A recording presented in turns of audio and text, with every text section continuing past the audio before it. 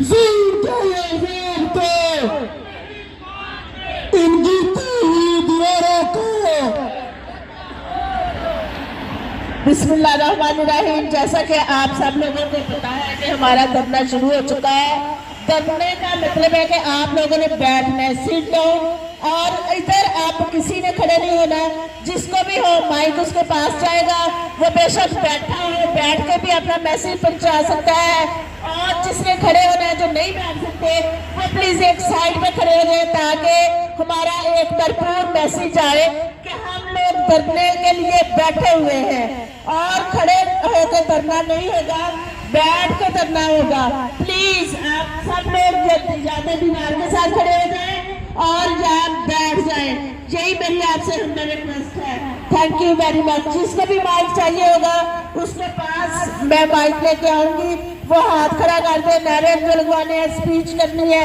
अब हमारी लेडीज भी इधर भरपूर नुमाइंदगी कर रही है। मैं अपनी लेडीज के पास माइक लेके जाऊंगी, वो धरने के हवाले से जो हमारा इधर है वो अपना मैसेज छोड़ेंगी।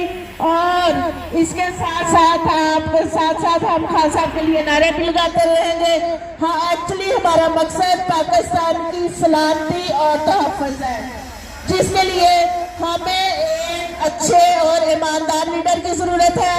यही हमारा मकसद है, इसी के लिए हम इधर सब लोग इकट्ठे हुए हैं। जे आप बड़ साहब को मैं मांग करी, वो जरा थोड़ा सा आपको गर्मी दिला दें तो फिर आप सब लोग ठंडे होकर बैठ जाए।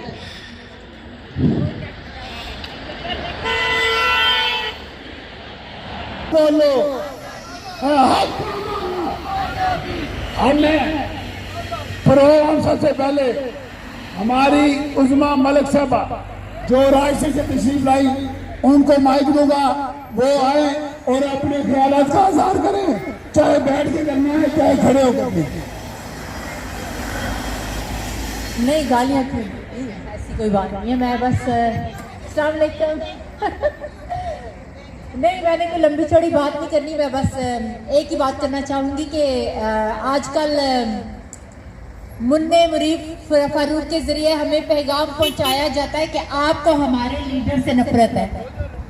हम फिरौनियत के उस दर्जे पे तो अभी सवार नहीं हुए कि हम भी जवाबन कहें कि हमें भी आपसे नफरत है, लेकिन आपको इतना पैगाम देना चाहेंगे कि हमें शर्म आती है जो आपसे हमें आपसे मोहब्बत थी, वो जो बेलौस मोहब्बत थी, हम उसके ऊपर शर्मिंदा है। हमारी तरफ से आपको बस यही पैगाम है।